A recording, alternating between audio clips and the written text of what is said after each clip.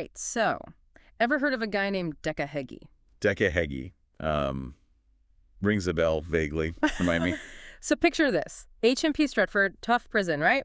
Decca Heggie ends up there, and he decides, in his own mind at least, that he's the king of the castle. Ah, yes, Decca Heggie, the self-proclaimed king of Stretford. Now I remember. Not your typical prison tough guy story, is it? Not even close. This isn't a tale of just daring escapes or, smuggling contraband. It's a story about the weird and oddly funny reality that Decca created for himself inside those walls. It's a fascinating look at self-deception, really. Exactly. And it also gives us a glimpse into the strange social dynamics of prison life and how humor, even in the most unexpected places, can be a way to cope. And a way to exert a very particular type of power. Right. So let's set the scene. Decca arrives at Stretford. Picture it. Tattoos on full display, chest puffed out, and he marches right up to the guards and announces, "I'm in charge now, get used to it." I mean, the confidence is almost admirable, right? It's a classic power play. You see it time and time again, especially in environments like prison where asserting dominance is everything. You'd think the guards would be intimidated, right? You'd think so, but they just smirk. It's like they've seen this song and dance 100 times before. They know exactly how this is going to play out. And play out it does. Decca immediately tries to gather a crew, promising protection, favors, the whole 9 yards. But the other inmates, they see right through him. Which is fascinating, isn't it? Because it speaks to how much of power is about perception versus reality. Yeah. Here you have Decca trying to project this image of authority. Totally. And he seems completely oblivious to the fact that nobody's buying it. That's the thing about self-deception. It can be incredibly resilient. Even when faced with evidence to the contrary, people like Decca can cling to their own narratives. It's true, and it's this unwavering belief in his own authority that leads to some of the most hilarious moments in Decca's story. Like, are you ready for this? Decca decides that the key to controlling the prison is the tea trolley. The tea trolley, you're kidding. I'm dead serious. He genuinely believed that if he controlled the tea, he controlled the entire wing. We're talking about a guy who saw a mobile beverage cart and thought, that's real power. It's incredible, isn't it? The things people fixate on when they're trying to exert control. But it makes sense in a way. This need to control even the most mundane details. In a place like prison, where so much of your life is dictated by others, maybe those little things take on a whole new meaning. It's like he's trying to create these little pockets of power, these tiny kingdoms, within a system that's designed to strip you of any agency. Exactly. And this pattern, this need to control the seemingly insignificant, it pops up again and again with Decca. Oh, tell me more. I have to hear this. Well, for instance, there was the time Decca decided he deserved double portions at every meal. So Decca walks up to the serving line, chest puffed out like always. And when he gets to the server, he says, "Double portions today, mate. King's orders." Oh, I bet the server loved that. Yeah. Oh, these prison servers? They've seen it all, haven't they? I'm pretty sure the guy didn't even flinch. Just kept slapping down the same meager portions he gave everyone else. But it doesn't end there. Decca also decided to make his big play for leadership out in the exercise yard. The exercise yard. Bold move. Right. So picture this. Decca walks out into the yard, looks around at all the other inmates, and yells, "All right, listen up. I've been on the outside. I fought the toughest guys out there, and I'm here to tell you now I'm running this wing. Anybody who's got a problem with that, step right up." And get this. Total silence. Not a peep. No, not even a whisper of agreement. Nope. Just complete and utter silence, except for, like, a pigeon cooing on the fence. It was the most anticlimactic power move in history. I can only imagine Decca standing there waiting for a reaction. Oh, but it gets better.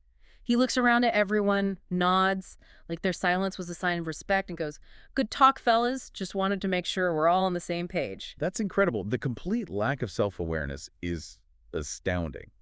But it also makes you think, is it really a lack of awareness or a deliberate choice to ignore the reality staring him in the face? That's the million-dollar question, isn't it? Like, how much of this was Decca actually believing his own hype, and how much was him just refusing to let reality get in the way of his fantasy? It's a classic example of cognitive dissonance. You have a belief, and even when confronted with evidence that contradicts that belief, you find ways to rationalize it away.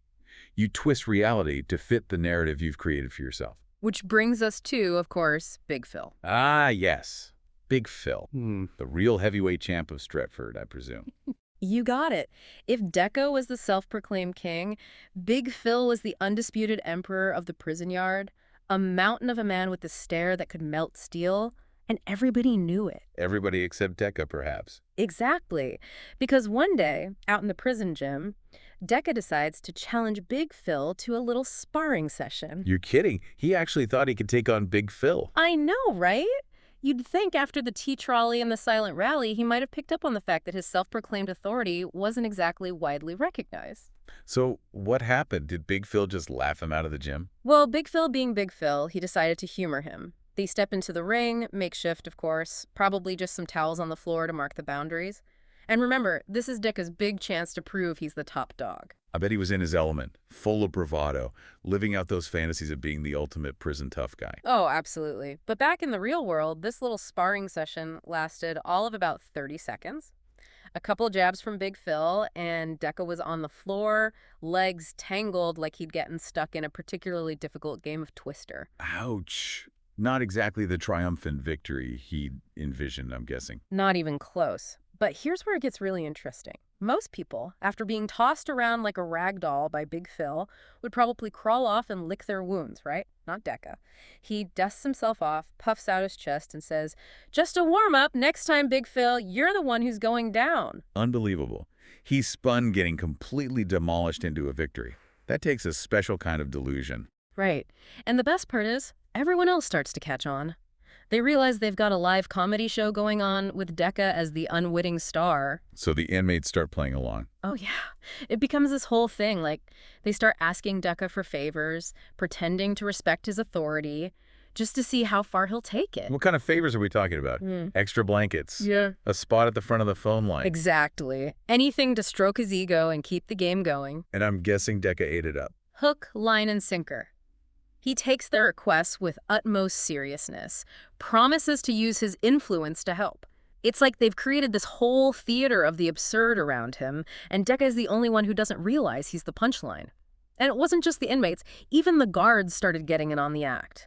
So the guards, I'm dying to know what they did. Well, one day, they called Decca into the governor's office, right? Yeah, they actually brought him to the warden's office. Oh, yeah.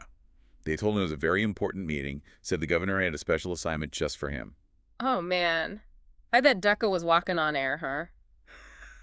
Probably thought he was finally going to be, like, appointed minister of tea or something. Right. You can picture him strutting through the prison, puffing out his chest even more than usual. The guards must have been stifling laughter the whole time. So wait, what was the supposed important assignment the governor had for him? Toilet duty. You're kidding me. They made the self-proclaimed king of the wing scrub toilets. Yep, and the best part, Decca was totally cool with it. Didn't even bat an eye. He just figured it was all part of his grand rise to power.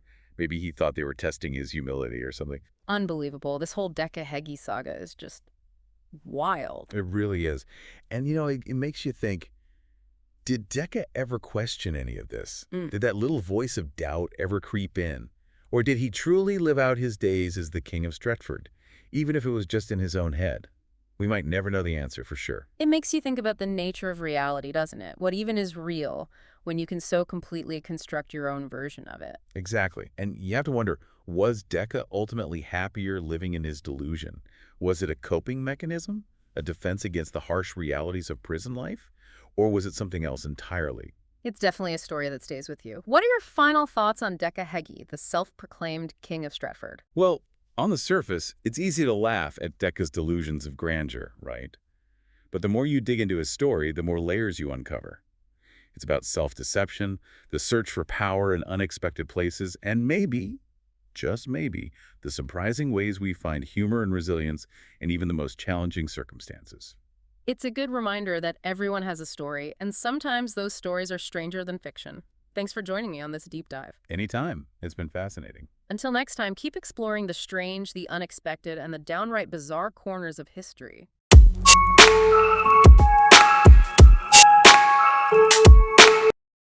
Okay, so are you ready to jump into this? We're going deep inside, like maximum security prison, deep. Sounds intense. It is, but also not what you'd expect. Like, forget Oz. This is more, I don't know, think Shawshank Redemption, but with a whole lot of awkward, like, office-style humor mixed in. Yeah. Okay, you've got my attention. That's an interesting combo. Right. So our main guy, Decca Heggie, even his name's great for this. Mm-hmm. He's fallen hard for the new prison officer, Harris. New officer, huh? What's she like? She's described as, sharp, confident, totally in control, which I guess is why Decca decides his best move is, well, cheesy pickup lines. And bragging about being the top dog like it's high school all over again. Oh, no, that's, wow, bold strategy. You got to admire the commitment to those classic moves, I guess. Right, it's like you're in prison, where you'd think personal power is kind of limited, so you really got to lay it on thick. Yeah, exactly. Like he's trying so hard to project this image, maybe even convincing himself he's still got some control. It's fascinating, really. It makes you think, right? We've all got these different roles we play depending on where we are. Oh, totally. But predictably, Officer Harris is not buying it. So Decca, he is his game. He's going to express his undying love through poetry. Oh, boy, poetry. This I got to hear. Oh, yeah. And not like good poetry either. Yeah. We're talking rhymes so bad they'd make Shakespeare spin in his grave. Oh, no. Come on now. I'm serious. Picture this. Roses are red, violets are blue. I've knocked out 10 men, but I'm soft for you. He did not. Oh, my gosh, I would have lost it. How did she even keep a straight face? Right. And I think at this point, most people would take the hint, yeah, time to back off. But not Decca. He's all in. And here's where it gets really wild. Officer Harris, she doesn't shut it down completely. Wait, what's she doing then? She plays along just a little, like dropping these subtle hints that maybe, just maybe, she's into it too. Oh, no. She's playing with fire. That is straight up pouring gasoline on a fire. You know that, right? Oh, yeah. Decca's ego is already huge, and now he's getting this validation, even if it's totally fake. It's like he's setting himself up for what happens next, and he has no idea. Lay it on me. What happens next? Okay, so we've got Decca totally smitten, convinced he's some kind of Romeo. And we've got Officer Harris, who's obviously onto his game and cooking up a little plan of her own. And it all leads to this secret rendezvous where the prison storage room, of all places. So picture this. It's the big night, right? Decca's heading to this storage room, probably sweating bullets and trying to remember his best lines from those poems. You can practically see the hearts in his eyes, ready for this clandestine meeting. Yeah, talk about a recipe for disaster. Oh, it is, because waiting in that storage room, it's not Officer Harris, all alone and love-struck like he's imagined. Oh, no. Oh, yeah. Instead, she's there, but she's surrounded by like a dozen other officers, Yeah. all doing their best not to completely lose it. Oh, my God. And get this, they've got his love poems, those poetic masterpieces, on display for everyone to see. No way. They put him up on the wall or something. It doesn't say, but I'm picturing like a bulletin board, maybe some mood lighting, who knows with these guys. Oh, man. That's brutal, poor Decca. Talk about an ego killer. Right. 1 minute you're the prison Casanova, next minute you're the punchline to the biggest joke in the yard. And prison jokes, those spread like wildfire. Oh, absolutely. You got to wonder what the fallout from this was like. Decca probably couldn't live this down for years, right? Oh, for sure. But it's interesting because this whole thing really reveals a lot about what's going on inside that prison. What do you mean? Well, think about it. Officer Harris, she orchestrated this whole prank. She got all the other officers involved. Everyone's in on it. Yeah. But even though they're all laughing at Decca, it doesn't feel mean-spirited. Like there's no real malice there, I see what you're saying. It's more like they're all in on a joke together. Exactly. And that shared laughter, even at Decca's expense, it speaks to this camaraderie, this connection they have. Even though they're guards and inmates, for a second, that line gets blurred. Right. They're all just people stuck in this crazy situation together, finding a way to connect. Yeah, exactly. It's a good reminder that even in the most unlikely places, you can find those moments of human connection, even if it's through a well-executed prank. Okay, but we can't forget about those poems. They were the catalyst for this whole thing. Decca was so sure of himself, convinced he was this great poet. Yeah, you gotta wonder what was going through his head. Was he being sincere, trying to express himself, or was it all an act just to get attention? Maybe a bit of both. Probably. It's like this weird mix of motivations, But the fact that he chose poetry, that's what's interesting. It's supposed to be this romantic, vulnerable way of expressing yourself. Makes you wonder if, after all that, Decca ever wrote another poem again. Maybe he switched to songwriting? Prison ballads? That's gotta be a niche market. Okay, now I'd listen to that album. But seriously, this whole thing, it really makes you think. What's that? About how we find humor in the strangest places. And even, like, a weird kind of connection. You wouldn't expect that from a prison prank.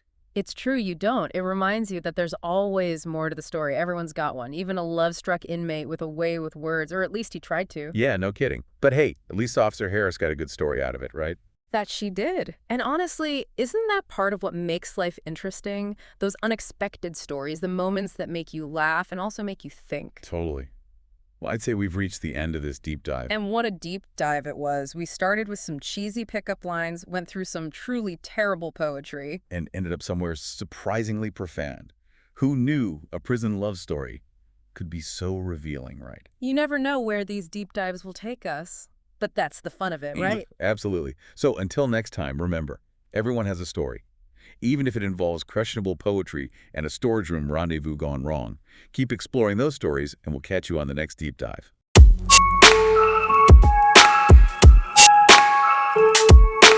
Okay, so are you ready? All right, so this deep dive is, well, it's about prison intrigue. You wouldn't think those words go together, but believe me, sometimes truth is way stranger than fiction. Oh, absolutely. I mean, some of the things people get up to, even in prison. It's fascinating, really. Yeah, and this is a wild one. Okay, so we're diving into the story of Decca Heggie. This guy decided to pull off, get this, heist with a hamster. And it's not just some random prank either. It really gets you thinking about, what drives people to do these things, especially in an environment like that. So for those of you just tuning in, picture this. Decca, bored out of his mind. I mean, who hasn't been there, right? Right. But he's stuck in prison. And his big plan, stealing the communal therapy hamster, Nugget. You can't make this stuff up. Nugget, of all things. Right. You'd think he'd go for, I don't know, the warden's keys or something. But nope, it's Nugget the hamster. But here's the thing. As crazy as it sounds, it kind of makes sense in a weird way. Think about it. Decca's resources are incredibly limited. But he's still got that human need for control, for agency, right? So he saw Nugget not as this cute little fluff ball, but as leverage. Exactly. He thought, this little guy, this is my ticket to a better life. Or at least a better life in prison. Okay, so I gotta ask, what kind of demands are we talking about here? Did he want Nugget to get his own cell with a hamster wheel and a tiny TV? You're going to laugh. Extra gym time, bigger portions at meal times. The good life, prison edition. No way, he was serious. Oh, he was dead serious. That takes guts, I'll give him that. So how do you even pull it off? I mean, it's not like he could just waltz out of his cell with a hamster under his arm. Right, so picture this. Lights out. Everyone's supposed to be asleep, right? Decca, he's tiptoeing down the hallway, probably feeling like he's in some kind of spy movie. I can just see him trying to be all stealthy. Did he at least have an elaborate escape route planned? A map of the ventilation system, maybe? This is the best part. Yeah. He basically just scooped Nugget up and snuck back to his cell. You're kidding? All that for a pocket full of hamster? Yep, that was the plan. Put Nugget in his pocket and wait. Wait for what? The hamster to start negotiating on his behalf? Did he at least make a little free Nugget banner or something? Close. He built this, luxury hamster suite, right? Toilet paper rolls, a shoebox, the whole 9 yards. Then he just waited for the authorities to show up, ready to bargain. He was ready to deal, baby. I'm dying to know what happens next. He didn't actually think they'd take him seriously, did he? Well, that's where things get really interesting. Let's just say the guards weren't exactly rolling out the red carpet. I bet they weren't. They probably had a good laugh about it. Oh, absolutely. They thought it was hilarious. You can't really blame them. I mean, it's Nugget the hamster we're talking about here, not exactly a high-security threat. So no SWAT team, no hostage negotiators. Nope, nothing like that. They basically just let him stew for a bit. That's kind of brilliant when you think about it. Silence is deafening, Yeah, exactly. Ignoring him was the best tactic. I mean, can you imagine how deflated he must have felt when nobody even reacted? Talk about bursting your bubble. But they didn't just leave him hanging forever, did they? They eventually had to deal with the situation. Right? No, they dealt with it all right, and they did it in the most brilliant way possible. Okay, so picture this. Oh, I love when you set the scene. Go on. Okay, so it's like a day later, right? And Officer Thompson, the one who found Decca with Nugget, he shows up at Decca's cell with another guard. They've got these big grins on their faces like they're trying so hard not to laugh. And Decca's probably thinking, this is it. They're taking me seriously. This is too good. I can't wait to hear what happens next. So Thompson, he looks at Decca and goes, all right, Decca, we've considered your demands. No way. They actually negotiated with him. They played it like they were negotiating, which is even better. So Thompson's like, we've decided to grant you those extra portions. And Decca's probably thinking he's won, right? This is pure genius. What were the extra portions, though? Did they actually give him more food? Oh, they give him extra portions, all right. Yes. Of cleaning supplies. You're kidding. Nope. And his extended gym time That became extended toilet scrubbing duty. I can't believe they actually went through with it. That's hilarious. What about the tea bags? Don't tell me they actually caved and gave him tea bags. One tea bag. One single, soggy, used tea bag. Oh, that's brutal. But honestly, I kind of admire their creativity. Right. Talk about a psychological power move. Yeah. They took his demands and turned them into punishments, and they didn't even have to raise their voices. It's like they outsmarted him 10 times over without even trying. They really played him like a fiddle. But you know, as funny as this whole situation is, I think it's important to remember that this is a human being in a really tough spot. Absolutely. We can't forget that. It's easy to laugh, and believe me, I laughed when I first heard about it, but it's also a reminder of how desperate someone must be to resort to something like this.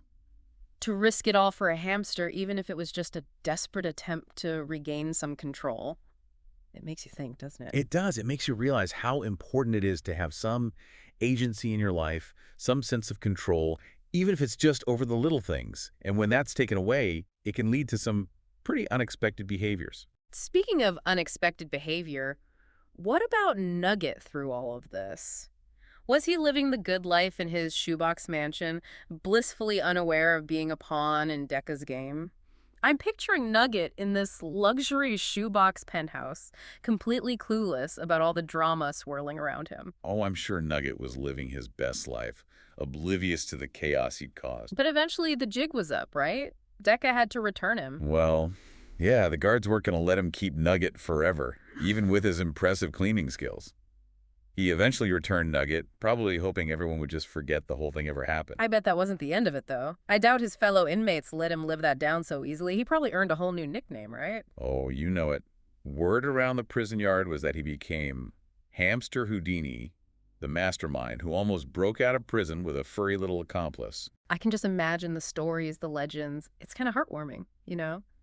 In a weird prison heist with a hamster kind of way. Absolutely. Yeah. You've got this tiny creature, this symbol of freedom and defiance in this place where freedom is hard to come by.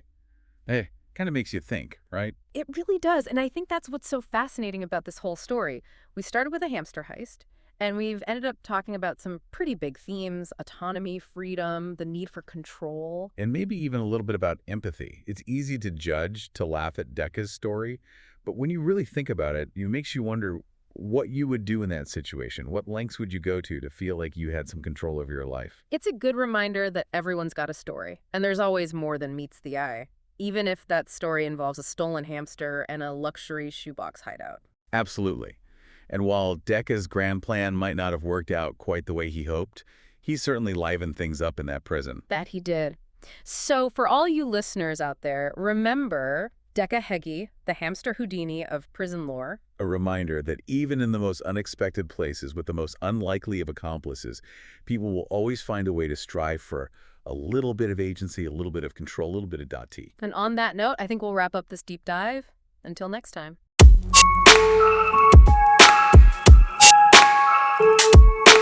Okay, so are you ready? Ever imagine a prison rodeo? And no, I don't mean the sanctioned kind you might have seen on TV. I'm talking about a real, down-home, cobbled-together, inmates-only kind of thing. Right, like what you might call unsanctioned fun. Exactly. And today we're diving into a story about how one inmate, Decca Heggie, decided the prison yard needed a little more excitement. It's one of those stories that seems funny at first, you know? Yeah. But the more we dig in, the more it makes you think about what people need, even in a place like prison. So our sources describe Decca as this guy who clearly loves the spotlight. Even behind bars, he wants to be the center of attention. Yeah, and what better way to stand out than to organize a rodeo? Okay, I have to ask, where do you even find a bull in prison? Well, you see, Decca, he's a resourceful guy. The bull was actually Big Barry. Barry. Big Barry. He was the largest inmate anyone had ever seen. They say you didn't want to be on his bad side. Unless you had about a week's worth of candy bars. Wait, so Decca bribed Big Barry with candy bars to be in his rodeo? It seems that way. And you can almost imagine Decca, with that twinkle in his eye, working out this whole deal with Big Barry. Oh, I can totally picture it. That's classic Decca.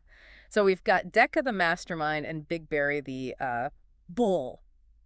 I'm dying to know, what did this rodeo actually look like? Did Decca have any props? Don't tell me he found a real saddle in prison. Close, but no cigar. Decca, he was resourceful, like I said. He managed to make a lasso out of some old laundry rope. Laundry rope, huh? I bet it was stiff as a board. Probably. And full of knots, I imagine.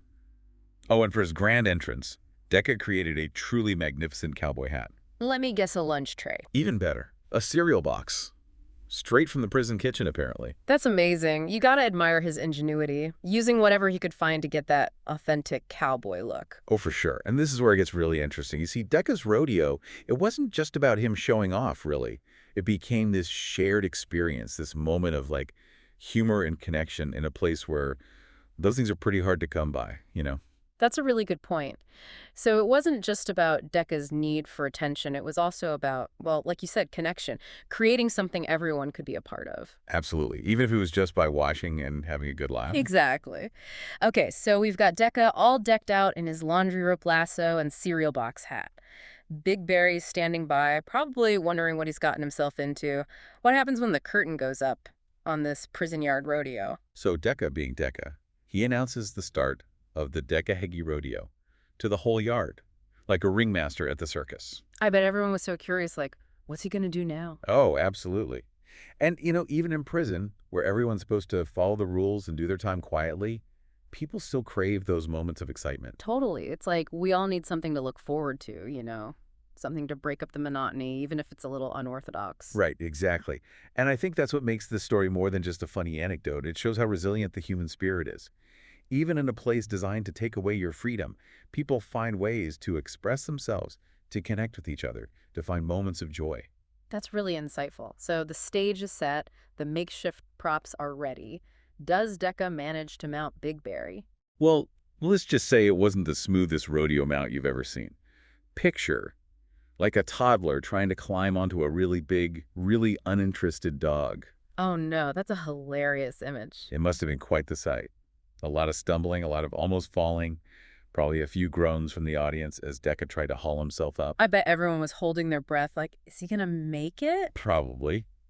But, Decca was never one to give up easily, especially when he had an audience. But what about Big Barry? Was he just standing there patiently while all this was going on? Well, Big Barry might have had a soft spot for Decca and those candy bars, but he wasn't going to make it too easy for him. Okay, so what did he do? Well, imagine this.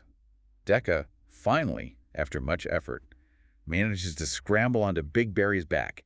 He's clinging on for dear life, whooping and hollering like a real rodeo cowboy. I can practically hear it now. But then Big Barry, he starts walking. Wow. Slowly at first, just a big circle around the yard, like he's lulling Decca into a false sense of security. Oh, no, I see where this is going. And then the spinning starts. He did not turn himself into a human carousel. Oh, he did. Yeah. A very large, very slow-moving carousel, but still, Decca's hanging on, his cereal box hat is probably flying off, his limbs are flailing every which way. That's incredible. What was the crowd doing during all of this? They were losing it. Inmates, guards, everyone was roaring with laughter. I bet it was the most exciting thing that had happened in that prison yard in a long time. Right. And, even the guards, they must have been struggling to keep a straight face. You can't tell me they didn't enjoy that little moment of absurdity. Absolutely. Sometimes you just gotta laugh, even if it's at a makeshift prison rodeo gone wrong. Okay, so picture this. Decca's up there, holding on for dear life. The whole prison yard's become a comedy show. And then Big Barry decides to stop spinning. Yeah, like what happens to the laundry when the spin cycle ends? Oh, no. You're not suggesting Decca got a face full of concrete, are you? Well, remember those laws of physics we talked about? They always catch up eventually. Decca goes flying. No way. Oh, yeah. Picture this. Decca airborne for a hot second, then thump right in the middle of the yard. Ouch. Poor Decca. Someone get that man an ice pack. Wait, everyone just stood there watching. You'd think, right. But this is Decca. The show must go on, even if you've just been launched from a human carousel. So what did he do? Just pop right up and pretend it was all part of the act? Pretty much. Brushes himself off, tries to look all cool and collected, like he meant to do a faceplant in front of the whole prison. Classic Decca. What a character. But I bet Big Barry was done at that point, right? You'd think so, right? But Big Barry, he wasn't quite finished with his star turn. Remember that lasso Decca made? Uh-oh. I have a bad feeling about this. Big Barry sees that rope lying there, and he gets an idea. He did not. Oh, he did. Starts dragging Decca along the ground with it. Like a kid with a wagon, only instead of a wagon, it's Decca Heggie. No way! The guards just let this happen. Hey, even prison guards have a sense of humor. And let's be real, when was the last time they had entertainment like this? I guess you've got a point. So, what happened? Did Decca ever break free from Big Barry's impromptu parade? Eventually, Big Barry got tired of his new toy and let Decca go. But you know what? That little rodeo stunt turned Decca into a legend. Seriously, even though it was a total disaster. Oh, yeah. Inmates would moo every time they saw him. Leave little paper cowboy hats outside his cell. That's hilarious. Yeah. So in a way, Decca got exactly what he wanted. He found the spotlight, even in prison. He sure did. And, it makes you think, even in a place like that, a place that's supposed to be all about punishment and doing your time, people still find a way to connect, to laugh, to tell stories. That's a really great point, and I think it's a good reminder for all of us, even if we're not stuck in prison. We all need those moments of joy, those connections with other people, those stories that make us laugh, even when things are tough. Absolutely. It's what makes us human, right? Finding those bright spots, even in the darkest of places. Couldn't have said it better myself.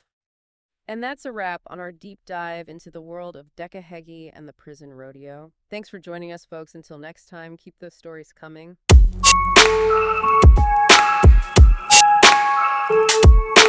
Okay, so are you ready? All right, so today we're diving into a story Oh, yeah. that's equal parts hilarious. Oh, okay. And kind of makes you think. Right. We're talking about Decca Heggie, the infamous prison prankster. Prison prankster, yeah. Right. And this time he's decided to set his sights on Oh, boy. the holy grail of prison life, Let me guess. the canteen. The canteen, all right. What's so fascinating about Decca is this goes beyond just wanting a bag of chips, It's Right. deeper than that. Okay. This canteen thing, as crazy as it sounds, it's about control, Wow. making a statement. You're in this environment designed to, strip you of who you are. Right. So he's pushing back. Interesting. So we're not talking about just swiping an extra apple from the cafeteria line. No, this is big league. Okay, this was planned out. Yeah. We're talking sketches of the canteen layout, roles for his crew. Wait, roles for his crew? Yeah. Like he's forming a team. It's like Ocean's 11, Oh, wow. but with cardboard and prison gruel instead of, fancy gadgets. Okay. And Decca's are Danny Ocean. He is directing this whole thing. I mean, as straight-faced as Decca can manage. Right. Not exactly known for his poker face. Exactly. So who are these guys? Decca's crew. You got to be a special kind of person to sign up for a prison canteen heist. You're not wrong. Okay, so first you've got Big Barry. Big Barry. Think of him as the muscle. Okay. But also kind of a skeptic. Like along for the ride, but not totally sold on the whole thing. I can appreciate that there's got to have someone keeping it real. Right. Keeps things interesting. All right, so we've got the muscle. Every good heist needs someone who can squeeze through tight spaces, who's our nimble navigator. That's where Skinny Pete enters the picture. He was on the fence, but there were rumors. Oh. Legends, even, of the warden's golden chocolate bars. Golden chocolate bars. Supposedly stashed away in the warden's private reserve. Oh, man. The forbidden snacks. Powerful motivator. Right. So it's the night of the big heist. Right. Word's got to be going around the prison. What's the energy like? Electric. Everyone's buzzing about it. Can you imagine? Even the guards must be in on the excitement. Oh, I'd bet on it. Right. Think about it. It's not just about the food. It's about breaking the monotony, Sticking it to the system just a little. Okay, so the scene is set. Mm-hmm. Everyone's waiting with bated breath. Walk us through this master plan. Okay. We got to hand it to Decca. He really went all out. Oh. He even made himself a guard disguise. No way. Oh, yeah. Probably some stolen laundry items, held together with hope and dreams. But you got to admire the effort. Right. That's dedication. Mm-hmm. So while Decca's getting into character, what are his partners in crime up to? Oh, they're not just sitting around. Big Barry, our resident skeptic turned accomplice, he's got a crucial role, the distraction. Of course. Got to create some chaos. What do? Picture this Barry strolling along all casual, and then bam, Yeah. collapses right in front of the guard station, clutching his stomach, moaning about the prison sloth. Oh, Barry. No, not the sloth. Oscar-worthy performance. Right. Talk about commitment. That Okay, so is- while Barry's busy with his dramatic interpretation of food poisoning, where's Decca? Okay, picture this Decca strutting toward the canteen, This uniform swallowing him whole. I bet. Hat's about to fall off. Right. Trying to look all official. Nodding at the other inmates like he's actually in charge. I'm sure everyone's buying it. Yeah, totally. So he gets to the canteen door, ready to claim his prize. This is it. The moment of truth. And it's locked. Oh, no. But Decca, being Decca, he's got a plan B. Let me guess. He's going to ram the door down with a laundry cart full of dirty socks. Not quite. He pulls out a wire hanger. Don't ask me where he got it. Quay. And he starts trying to pick the lock. You're kidding. Like some kind of prison Houdini? Mumbling to himself the whole time. I can just imagine. I bet the guards are watching this whole thing unfold on the security camera. Oh, they are glued to those monitors. Right. Probably trying not to laugh their heads off as Decca struggles with that lock. Because even guards got to appreciate a little comic relief. Absolutely. A break from the routine, you know? Exactly. So after what feels like an eternity, does our guy actually pick the lock? He does. No way. The lock clicks open, the door swings inward, and there's Decca standing on the threshold, eyes wide with wonder. Like a kid in a candy store. Exactly. Yeah. But amplified, remember, for him, this isn't just snacks. It's freedom. It's choice. Right. It's like the ultimate rebellion against the system. Exactly. So what's he do? Just start shoving candy bars in his pockets? Pretty much. But we can't forget about Skinny Pete. Oh, right. Our ventilation system specialist. He's made it through the labyrinthine vents, emerges in a cloud of dust. Where is he? Behind this giant stack of cereal boxes. Talk about a dramatic entrance. Yeah. So we've got Decca stuffing his face. I mean, pockets. And Pete Wright, covered in who knows what. Right. And let's not forget Big Barry out there holding down the fort. Oh, yeah. Still clutching his stomach, moaning about the prison slop. The man deserves an award for that performance. But back to the task at hand. Are Decca and Pete about to pull this off? Well, remember those golden chocolate bars? Oh, right. The mythical stash. With everything else going on, I almost forgot. Decca didn't. He sends Pete on a mission. Oh, wait. To climb the snack food Everest, the highest shelf in the canteen. Where else would they be? Guarded by dust bunnies and cobwebs, no doubt. Skinny Pete, our hero, somehow manages to snag a handful of these legendary treats. Seriously, what is it about those things? Are they dipped in gold? Infused with unicorn tears? Maybe we'll have to do a whole other deep dive on the origins of the warden's secret stash. Okay, back to the story. So Decca's got his loot. Pete's got his chocolate bars. What happens next? Okay, picture this. Pockets bulging, grinning like he's just won the lottery. Must feel like he did. Right. He gives Pete the signal, make his escape through the vents, adjusts that ridiculous hat, reaches for the door. This is it. The moment of truth. He's about to walk out of there. Then it's Legend. them. What? What happened? Officer Harris. No. Busted. Standing right there, blocking the door. Oh, man. What does Decca do? Well, he does what any sane person would do in that situation. Okay, which is? He panics. Oh, no. This is not good. Tries to play it cool, straightens up, clears his throat. Okay, I'm on the edge of my seat here. And stammers out. Just, doing an inventory check, ma'am? An inventory check. With his pockets practically exploding with stolen snacks. The best part, Officer Harris just looks at him, raises an eyebrow. I bet she's seen it all at this point. Oh, yeah. And then she spots Skinny Pete. Oh, no. Poor Pete. Don't tell me. Still stuck in the vent legs, dangling in the air. Classic Decca Heggie. It wouldn't be a proper heist without someone getting stuck in a vent. So what happens? Did she call for backup? Throw him in solitary? Officer Harris, she's a better woman than I am. She just sighs, wipes a tear from her eye, probably from holding back laughter. I can only imagine. So she lets him off easy. Pretty much. Tells them to empty their pockets, clean up the mess. It's like she knew this was coming. Oh, I think she's dealt with Decca before. But you're right. This wasn't just about the snacks. There's something deeper here, right? Right? Like, what does it mean? Breaking into a prison canteen. Think about it.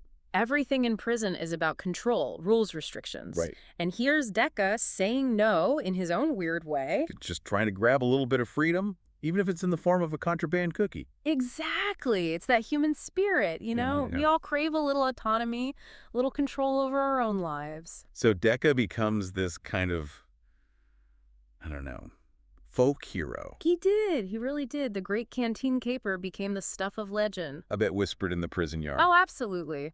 A reminder that even in the darkest places, a little mischief, a little laughter can make all the difference. So what's the takeaway for those of us on the outside? I think it's a good reminder, never lose that sense of playfulness, that spark of rebellion. Don't sweat the small stuff. Exactly. And never underestimate the power of a good laugh. Couldn't agree more.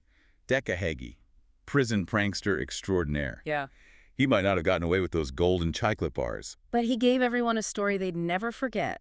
And reminded us all to embrace the absurdity, find the joy in the unexpected. Sometimes. That's all the freedom you need. Well said.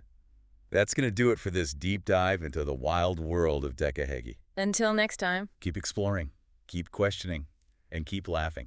We'll see you on the next one.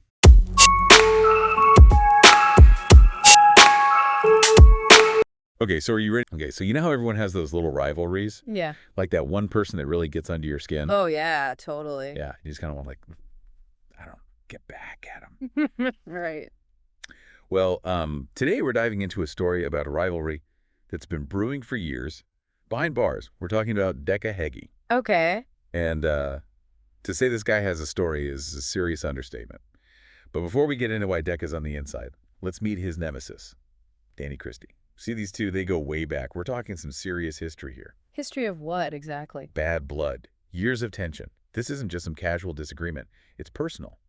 And to make matters worse, Decca gets word that Danny's been running his mouth on the outside. Oh, no. What, like trash talk? Yeah, basically. Think along the lines of washed up, Yeah. soft. Ouch in that environment. That's got to sting. Exactly. And Decca, well, he's not exactly the type to take it lying down. So what does he do? Picture this. Decca's turned the prison common area into his own personal training ground. Wait, really? Yeah, it's like Rocky meets Shawshank Redemption. Oh, that's kind of funny, actually. Right. I mean, the imagery there. Yeah, it's a little darkly comedic when you think about it. Makes sense, though, when you think about the psychology of it all. That need for control, for dominance, it doesn't just go away because you're locked up. If anything, it becomes more pronounced. That's exactly what's going on here. Decca's pouring all of his energy into this imaginary battle with Danny. It's his way of trying to regain some sense of control in a place that's literally designed to strip that away from you. Wow. And when I say he's going all out, I mean it. Okay, so We're talking stripped down muscles, glistening. Probably just sweat, still. And get this, his weights. They're stacks of books. what? Yeah, piles of them up on his bed. That's amazing. And he runs laps around the exercise yard, like he's training for a marathon. This is hilarious and kind of sad at the same time. Oh, absolutely. And the whole time he's doing this, he's shouting, "This is for Christy," Yeah. just echoing off the walls. Oh, man. I bet the other inmates are loving this. Oh, I'm sure. It's like a one-man show, You can just picture them watching him through the bars. shaking their heads. Big movie. But from a psychological perspective, this is a classic example of displacement. Right. Decca can't get to Danny directly. They're in different parts of the prison. So all of that aggression, all of that energy, it gets channeled into this very physical, very public display. Sounds like a performance. It's his way of saying, I'm still here. I'm still strong, even within the confines of prison. Wow, it's like his own personal stage. Exactly. So now picture this. It's mail call. That one little sliver of the outside world that penetrates these prison walls. And Decca gets an envelope. Plain. No return address, just his name scrolled across the front. Oh, man, talk about ominous. Right. In that environment especially, isolation breeds suspicion. It does. And for Decca, this plain envelope, well, it's a little bit of a ticking time bomb. I can see why. He tears it open, and inside, not a letter, Yeah. but photos. Photos of- Danny Christie living it up. With Decca's girlfriend. Wow. Yeah. We don't need to go to the specifics, but let's just say this. This wasn't some casual coffee date. Oh, no, this is a calculated move. Exactly. Psychological warfare. Oh, 100%. This is about so much more than just taunting someone, especially in the kind of hyper-masculine environment. Prison. Threats to a man's pride, especially when it comes to loyalty and betrayal. Yeah. Those cuts run deep. Deep. These photos, they were meant to emasculate Decca, to undermine him. And how does he react? I can only imagine. Remember those book weights? Oh, no. They didn't stand a chance. Decca completely loses it. What happens? He flips his makeshift bench. No way! Books flying everywhere. The whole cell's a mess. He's shouting, he's kicking, even rips the sink from the wall. Oh, wow. Yeah. Yeah. Guards are banging on the bars, water spraying everywhere. The whole block must have been in chaos. Oh, yeah, total lockdown. Mm. And the other inmates, they're all glued to their bars, watching this raw display of emotion. It's like front row seats to a total meltdown. It kind of is. It makes you think, though. Even in this really controlled environment, human nature finds a way to express itself. It always does. Doesn't it? It's like you were saying earlier about control, how Decca craves it, how he's trying to find it, Yeah. even in a place designed to take it away, this outburst. Yeah. as destructive as it was his way of trying to take back some of that control, Absolutely. even if just for a moment. So Decca's there stewing in solitary, the echo of his meltdown still hanging in the air. Yeah. And it makes you wonder, when you strip away the prison bars Right. and the over-the-top details, how different is this really from the rivalries we see out here in the real world? Right. I mean, most of us haven't experienced that level of Betrayal. Yeah. or those unique pressures of being locked up. But that feeling, that need to lash out when someone pushes your buttons. Oh, yeah. Everyone's felt that sting of humiliation. Yeah. That primal reaction to a perceived threat. It's human nature. Exactly. Decca's story, as extreme as it seems, it really just shines a light on some pretty fundamental aspects of what it means to be human. And how we choose to respond in those moments. Right. Do we let that anger eat away at us? Or do we find a healthier way to move on? Because holding on to that anger, even when you feel justified, well, it can really backfire. It can trap you in this cycle of resentment, make it impossible to move forward. Absolutely. So as we leave Decca to maybe consider an anger management class or two, we're left with some lingering questions. What happens when our desire for revenge overpowers our better judgment? At what point does holding on to a rivalry, even one as deep and personal as this one, do more harm than good? It's a tough question. It really is. And it's something we can all probably think a little bit more about, even if our version of training doesn't involve quite so many books. Thanks for joining us for another deep dive. We'll see you next time for another story. That's sure to make you think twice.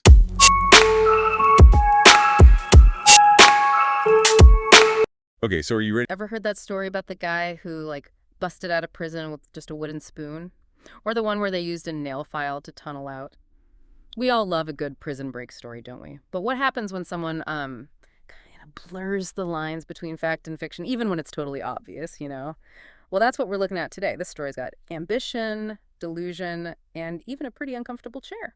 Yeah, it really makes you think about how even in a controlled place like prison, people still crave recognition, you know? Yeah. Like they need to stand out somehow. And often that's through these stories they tell. Right, exactly. So today's main character, that's Decca Heggie. Bit of a tough guy, you know the type.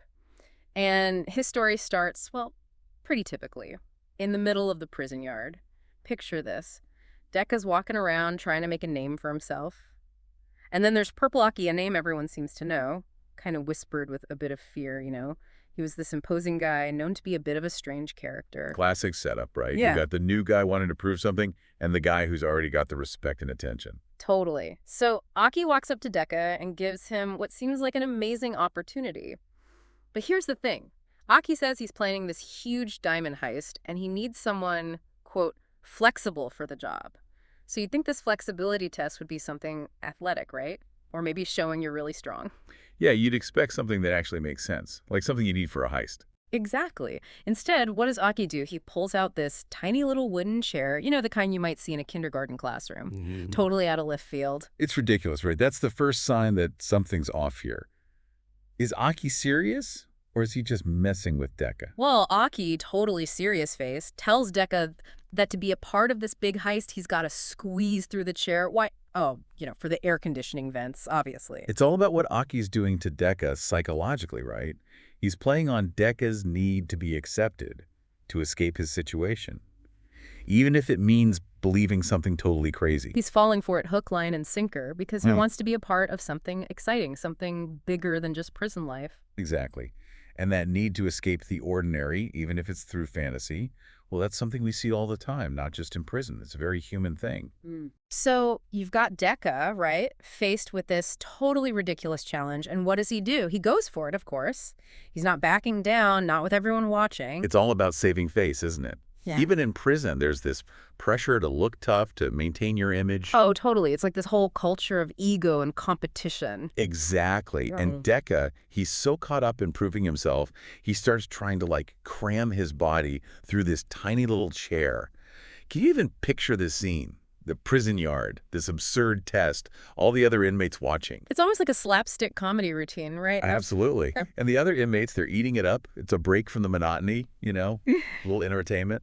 And Aki, what's he doing during all of this? Just watching Yeah. with this calm, almost amused look on his face. It makes you wonder what's going on in his head. Is he enjoying this? Having this control over the situation? I think so. It's a subtle form of manipulation, isn't it? By creating this whole scenario, Aki is establishing his dominance, but he's not using force. He's using this weird mind game. And Decca's stuck right in the middle of it. Yeah. Literally. He's wedged in that chair, his ego probably hurting more than anything else at this point. This is the moment of truth, right? Decca could just give up, laugh it off, but that would mean admitting defeat. Which, in prison, especially when you're trying to fit in, is not really an option. So what happens? Aki gives the chair this little nudge, and Decca goes tumbling down in a heap, and Aki just looks down at him and says something like, "Looks like you need to work on that flexibility." He doesn't miss a beat. It's like he's turning this whole thing into a learning experience, just part of the training to be a master thief. Exactly. And that's where Decca's self-deception really kicks in. Instead of admitting defeat, he just pretends it all went according to plan. He starts telling everyone he passed the test that he's in on the heist now. So, get this. Decca, after, publicly demonstrating how not flexible he is, somehow spins the whole thing into a win. He's going around telling everyone he aced Aki's test that he's now, like, this elite heist crew member. And that's the power of a good story, right? Yeah. Especially in a place like prison where the lines between truth and fiction can get blurry. It's like his version becomes the official story. Exactly. And it gives him status, even if it's built on, well, a complete fabrication. But here's the interesting part. Decca doesn't just tell this story, he starts living it. He adds details, makes things up, until he's convinced himself it all really happened. It becomes this legend, right? And every time he tells it, it gets more and more ridiculous. Soon, he's not just squeezing through a chair. He's dodging lasers, scaling malls, all thanks to his amazing flexibility. Classic cognitive dissonance. Decca's actions don't match the image he has of himself, this capable, respected guy. So to deal with that, he rewrites the narrative. He makes it fit how he wants to see himself. Makes you think, though? Don't we all kind of do that sometimes? Tell ourselves little stories to make sense of things, to protect our egos. Absolutely. Yeah. It's human nature. We like stories that make us feel good, that reinforce what we already believe. The problem is when we lose sight of reality completely. So, listeners, next time you hear an amazing story, one that maybe seems a little too good to be true, take a second to think about why someone might tell that story. Is it possible they're, even subconsciously, twisting things to fit a narrative? And what does that tell us about how we see ourselves and the world around us?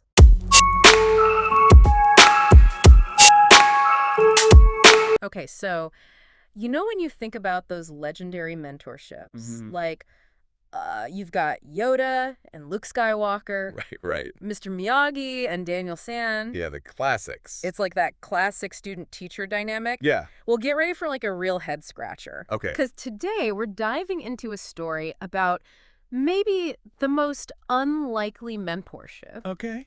ever. Think about this Britain's most notorious prisoner, Wow. Charles Bronson, Okay. and this guy named Decca Heggie, who just desperately wanted to make his own mark in prison history. And that's what makes this story so fascinating, right? It's Yeah. like it flips the script on the whole mentorship concept. Right. Because Bronson, this guy known for brutality, Right. somehow becomes this mentor figure. Right. Although you're right, maybe not in the way you would expect. Not your typical mentor. Well, not at all. No, seriously, Charles Bronson was not your average jailbird. Right. Like, the guy was infamous for these violent outbursts, constantly making headlines for brawls, escape attempts. I mean, Oh, yeah. the guy earned that nickname, Britain's most violent prisoner, for a reason. It was a legend in the prison system. Right. And, that's what drew Decca Heggie to him in the first place. Okay. So imagine idolizing Yeah. the toughest guy behind bars and seeing that as Yeah. like the pinnacle of what you yourself want to become. Wow. Decca didn't just want to be a tough guy. He wanted to be the most dangerous prisoner in the UK. Talk about ambition. Yeah. So he seeks out Bronson, right? Yeah. Fully believing he's about to get like a crash course Right. in hardcore criminal activity. You would think so, right? Yeah. But instead of like dismissing Decca outright, or even worse, threatening him, Right. Bronson reacts in a completely unexpected way. What's that? Amusement. What? It's almost as if he saw right through Decca's act. So, like, he found the whole thing endearing or something? Endearing might be pushing it a little bit. Oh, okay. But there's this sense that Bronson, in his own way, Uh, is entertained by Decca's eagerness. okay. And that's where things get really interesting. Okay. Because his first task for Decca isn't about brutality at all. What is it?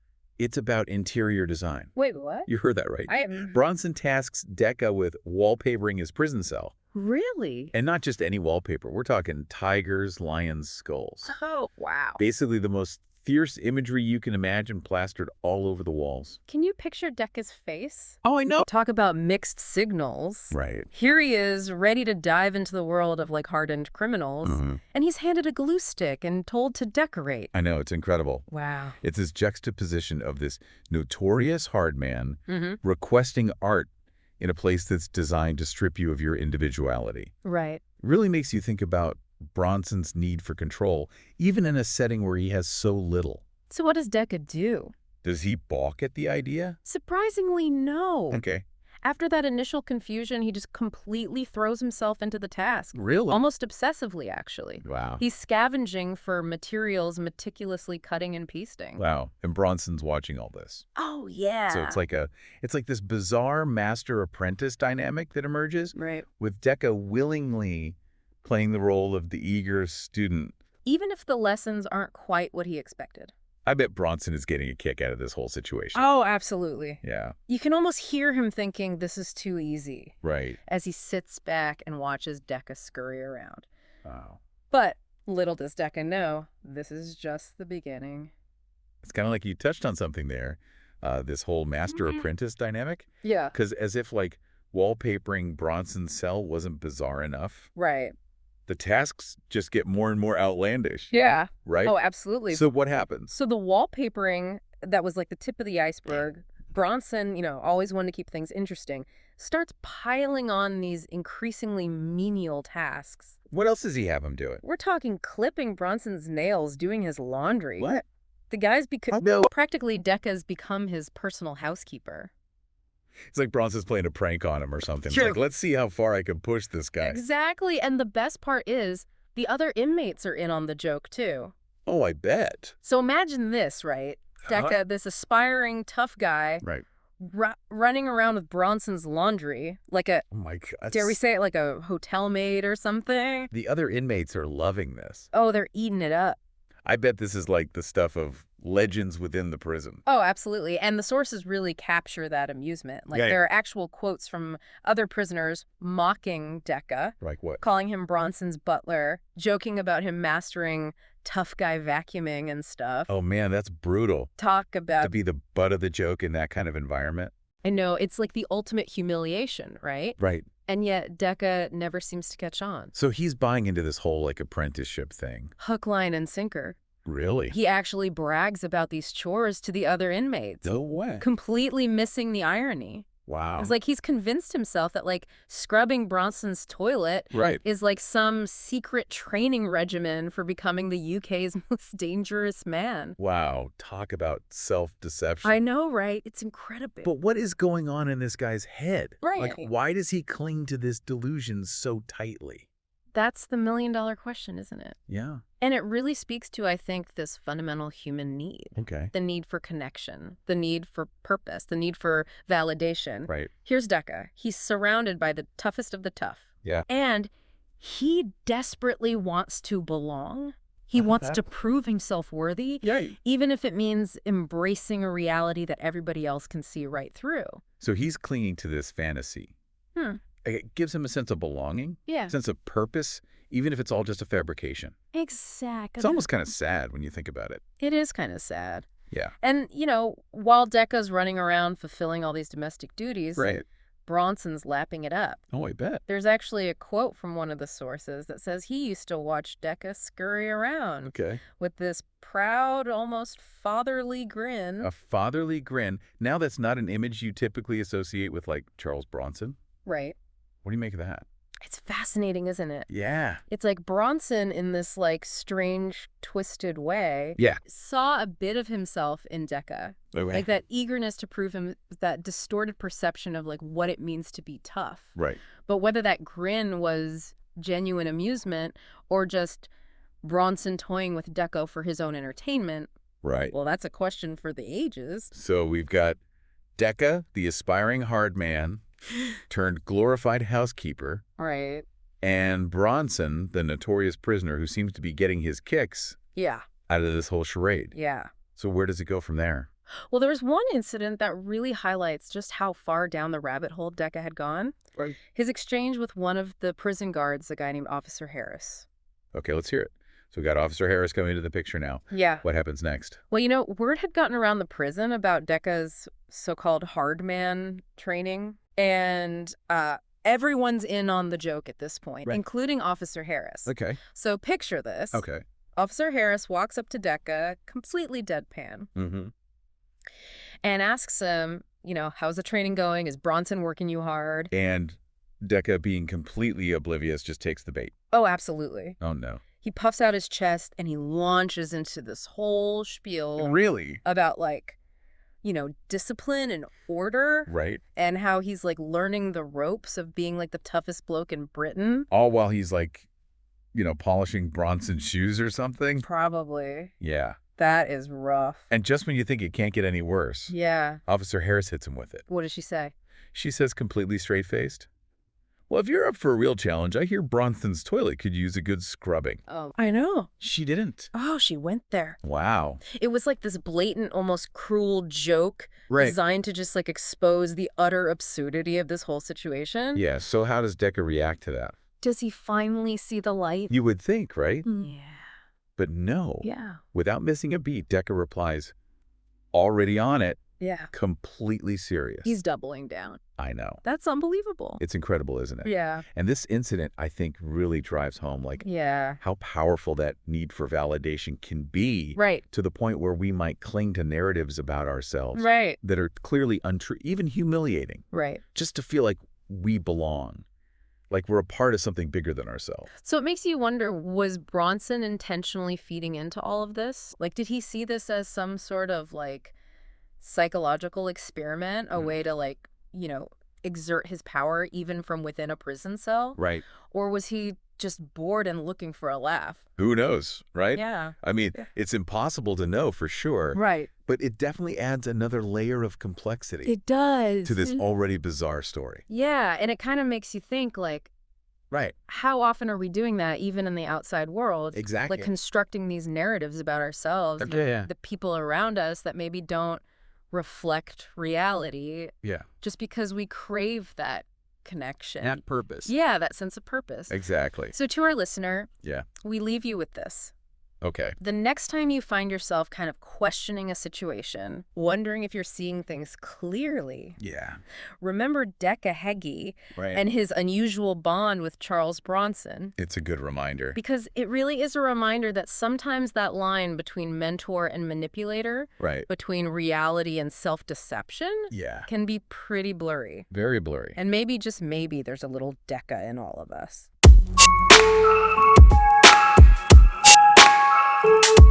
All right, guys. Today we're dealing with quite the story.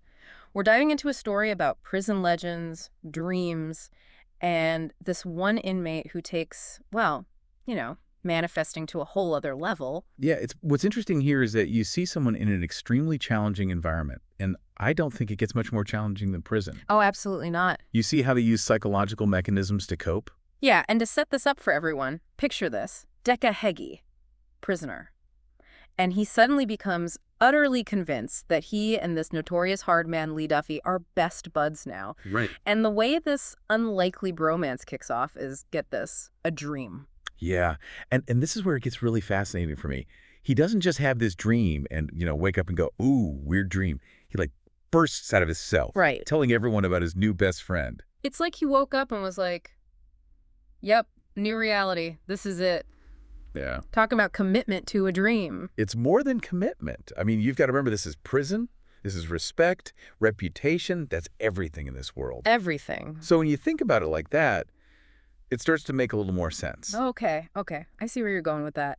But let's rewind to the dream. Yeah, so in this dream, Decca encounters Duffy in a prison corridor. Right. Now, Duffy, as you might know, is a legendary figure in the British underworld. Yeah, he's no two-bit, criminal. This guy was a tough guy. Exactly. Infamous for his toughness.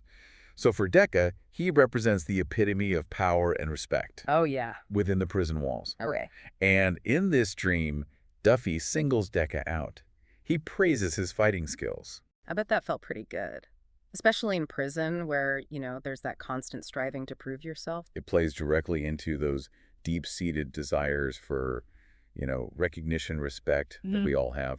But they can be amplified Oh, yeah, in that environment. in Absolutely. an environment like prison. Yeah. We're talking about fundamental human needs here. Yeah. But in the pressure cooker of prison life, Mm. they're even more pronounced. Totally. Totally. Like the dream is giving him this little taste of exactly what he craves. Yeah, But it's an illusion. yeah. It's a dream. It is. And it doesn't stop there, does it? It takes this need for recognition and just blows it out of proportion. Okay. So Duffy, in this dream, proposes they run the place together. Wow. He's essentially offering Decca a position of power, making him second in command. Just imagine the impact that has on someone like Decca. Oh, huge. Just talk Yeah. about an ego boost. Yeah. Starved for a sense of control, status. Totally. But like any good dream, there's got to be a catch, right? Yeah, the scene shifts to the exercise yard. Okay. Duffy, who is, meant to be his mentor, his new best friend in this dream, challenges him to a sparring match. Oh. Right there, in front of all the other inmates. Okay, so even in Decca's dream, he can't quite escape that power dynamic. No, Duffy's still the top dog. exactly. And, of course, Duffy ends up knocking Decca to the ground. Of course. But here's the thing. Even though he loses the fight in the dream, Decca wakes up feeling like he somehow won. Hold on. How does that make any sense? That's the power of the subconscious, right? It's like just the encounter, the fact that this legendary figure even acknowledged him, is enough to inflate his ego to almost a delusional level. So he gets knocked down, but he still feels like he's come out on top somehow. Yeah. That's some serious mental acrobatics right there.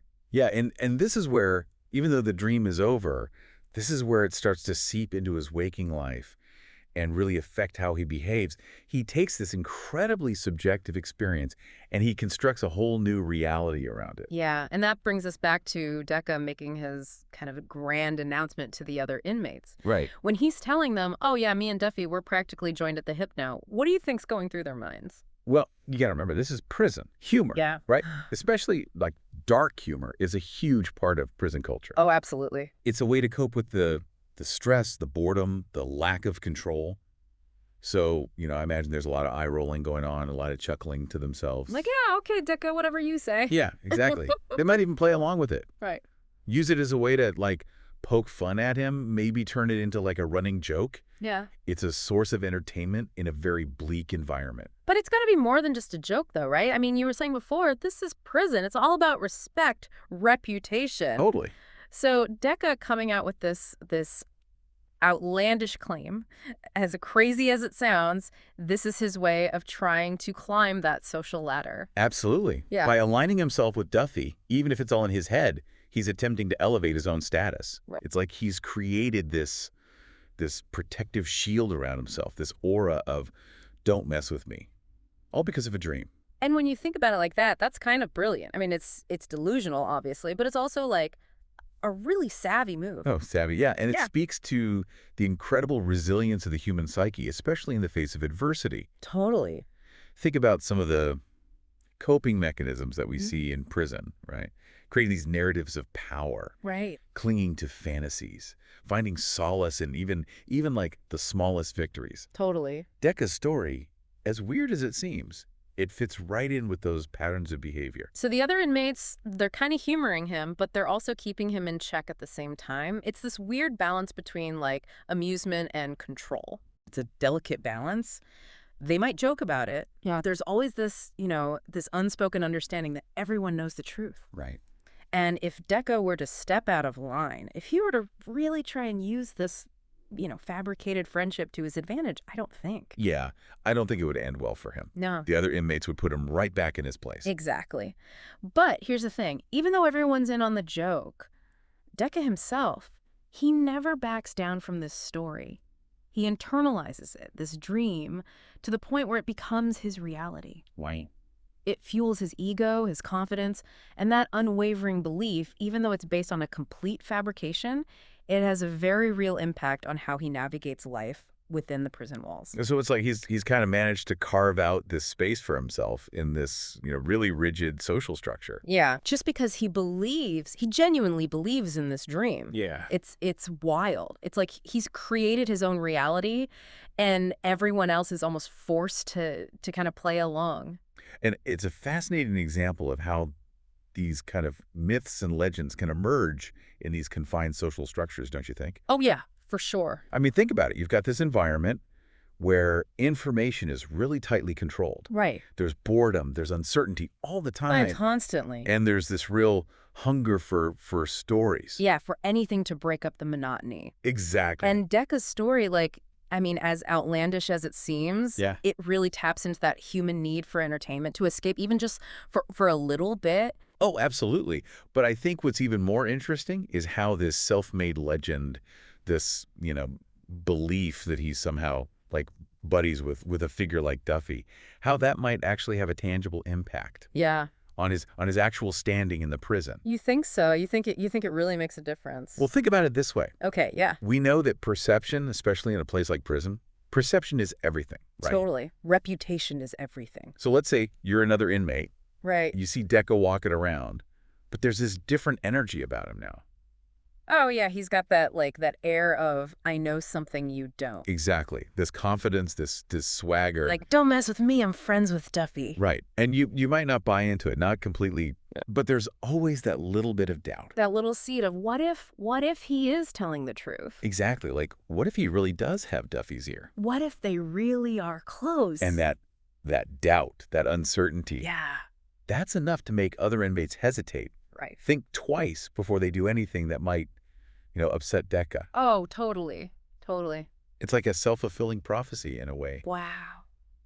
The more he believes his own hype, the more likely it is that others are going to start believing it too. So, even a little bit of belief can have a ripple effect. Yeah. That's so interesting. So it makes you wonder, right, if Decca, just through willpower and, maybe a little bit of delusion, if he can actually climb the ranks in one of the most difficult, most hardcore environments imaginable, what does that say about the power of belief? In our own lives, even. Like, if a dream, which is, let's be real, it's a figment of our imagination. Yeah. If that can have such a huge impact on someone's reality. Makes you think, doesn't it? It really does. What does that say about the nature of reality itself? It's a question worth thinking about, that's for sure.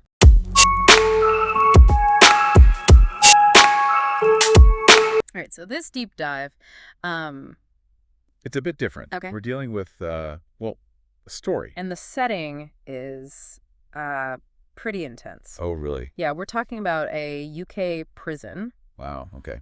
and not just any prison, but one of those places, Yeah. where every corner has a story, every whisper's about some legendary tough guy. Oh, I see. So, like, Yeah. those figures larger than Yeah, life Exactly. within those walls. Right, and our main man in all this, Decca Heggie. He's fixated on one legend in particular, Ooh. Paul Sykes. Okay. This Sykes, he wasn't just tough. He was the tough guy Right. back in the day. Knockdown man. The man. Yeah. So Sykes, he He represents something very specific in that environment, A right? whole- He's power yeah. in a place that strips people of it. Exactly. He's a symbol in a world that often feels very much devoid of any kind of control or... Exactly. So, of course, Yeah. he's going to pop up in Decca's subconscious. Makes sense. All right, so picture this. Decca's drifting off to sleep. Maybe had a rough day. Yeah. We just bored. I mean, It's prison, right? it's prison, right? Yeah. And in his dream, He finds himself in this dimly lit corridor, oh, all spooky echoes. You know how it is in dreams. I could only imagine. Yeah. Yeah. And then, bam. Out steps Paul Sykes No way. in all his glory. Wow. Right. Now, Decca, he's obviously starstruck, Yeah. but he's also trying to act like Yeah. he's on the same level. Yeah, like he belongs in the ring with this legend. Right. It's that classic push and pull between Yes. awe and Oh. wanting to prove something. Especially in a place where It's all about hierarchy. it's so rigid. Yeah. And Decca, boy, does he want to prove himself? Because the dream shifts now. They're in the prison exercise yard. Oh. You know, it's the classic setting Yeah. for a good old-fashioned showdown. Makes sense. sense. Makes sense. Right? So it's like... Exercise Yard becomes this stage Oh, yeah. where Decca can play out this fantasy Cool, yeah. of confronting Sykes. Yeah. Maybe even impressing him. It has to be. Sort of an ego boost to even be Oh, yeah. in the ring with him. Definitely. So there's a crowd gathering. All eyes on Decca. Oh, wow. Just like he always dreamed. Except what? Let's just say Decca's fighting style is more... Flailing cat on roller skates than prize fighter. like, really bad. Oh, it's something else. Sykes even says in the dream. He does? Yeah, that's how he describes it. Wow. Like a cat on roller skates. That's amazing. I know, right? And get this. Go on, Sykes go on. is barely even trying. Just standing there. Watching Decca tire himself out. It's almost pitiful. Except you can't help but laugh. Oh, man. Right? It's like... It's amazing. The Dream Sykes isn't even mean. He's almost like amused by the whole thing. Yeah. It's like Decca's biggest opponent. Isn't Sykes at all? Right. It's his Own... need Yeah. to live up to this impossible ideal. Exactly. Right. It's amazing. And then comes the knockout punch. Or should I say nudge? Nudge. Yeah. Yeah. To the forehead. Oh, no. The whole yard erupts in laughter. Oh. It's like Shakespearean almost, the way this dream plays out. Like this comedy of errors. Right. And Decca's the tragic hero. I love that. How you think? A guy wakes up from a dream like that, feeling a little, well, Deflated. deflated, exactly. Right. But not Decca. No. No, he can't wait. To tell everyone about his sparring session. With Sykes. With Sykes. Oh, boy. And here's where it gets really interesting. Okay. He doesn't just tell the dream. He, rewrites it. Oh, really? How so? So the humiliating defeat becomes this learning experience Okay. with Sykes as the wise mentor Oh, wow. who just happens to be amused by him. So he's like the promising protege now. Exactly. Wow. Instead of the slay on cat, he's like... The chosen one. Right. And he even claims What? that Sykes gave him a compliment. No way. Yeah, said he had the heart of a fighter. Did he really, though? Who knows? Right. Young Reem. But in Decca's retelling, Yeah. it's this crucial detail. Right. It's a badge of honor. Right, like validation Exactly. from the man himself. It's like he's trying to convince himself. As much as everyone else. Totally. But why? What's the psychology there? Well, I think it speaks to this very human need for validation, right? Yeah. Especially in prison, Oh, absolutely. where your sense of self-worth is Constantly. undermined. Yeah. So this retelling, it's like Decca's way. I'm taking back some of that. Some power. Right. So how did the other inmates... Respond to this tall tale. Yeah. Are they buying it? Well, they know Decca. Right. They've probably heard a few stories. The source material says it's kind of a mix, Yeah. amusement and disbelief. Okay. Maybe even a little admiration Really? for the audacity. Right, like they're humoring him. Maybe to some extent. But I think there's also Huh. acceptance. Yeah. They accept Decca. For who he is. Yeah. The dreamer, the storyteller. Right. The guy who spins defeat into a badge of honor. He's an interesting character. And in that environment, which can be so harsh. It can. He's a breath of fresh air. Totally. He adds some color. He does. A little absurdity. Right. Which can be a good thing. Exactly. Sometimes you need that For sure. to survive. And for Decca? The storytelling, this reshaping of reality, Yeah. it's his coping mechanism. It is. I It don't know. allows him to... Hold on to that sense of self. Sense of self-worth. Even when... The reality is so different. Right. And maybe that's... It's the point. It's a fragile victory, Yeah. but a victory nonetheless. Totally. It makes you think, though. Yeah. About... The stories we tell ourselves. Right. Even if it's just... In our own heads. Yeah. I mean, Decca takes it to an extreme. He does. Yeah. Are we all guilty of a little... Self-mythologizing? Oh, absolutely. Maybe. All the time, I think. Right. We all... Construct these narratives about Yeah. ourselves, about our experiences. It's how we make sense of the world It's true. and our place in it. Yeah. Right? And sometimes maybe don't latch up, don't quite line up Yeah. with reality. We've all been there. Oh, yeah. Embellishing a story. To look better Right. or to avoid looking foolish. Exactly. Right. Yeah, it's human nature. It is. We want to see ourselves In the best light. in a positive light for sure. Right. Yeah. Even if it means Bending the truth a little. a little bit. Yeah. But here's the thing about Decca. He seems Happy. Really strutting around. head held high. Totally bought into his own version of events. Wow. It's kind of So it's like his delusion? become a source of strength. It's like a paradox. It is. Right. Yeah. His delusion becomes his strength. Yeah, and maybe Maybe there's a lesson there. You think so? For all of us. I don't know. Like there's a little Decca in all of us. Maybe. It's about finding that balance, I think. Between, Yeah. believing in yourself, Right. but also Being honest. about limitations. internal limitations. Yeah. So It's okay to dream big. even if those dreams involve Yeah. getting metaphorically pummeled Right. by a prison legend, Exactly. As long as we take something from it. learn from it. Right. Yeah. Yeah, it's about how we use those experiences To shape our own narrative. to write our own stories. Exactly. We're the only ones who know the real story. Especially then. Why? Because in the end, The most important stories we tell are the ones to ourselves. to ourselves. That's a good place to leave it. Yeah, Yeah. right. Thanks for joining me on this deep dive. This is fun. Until next time.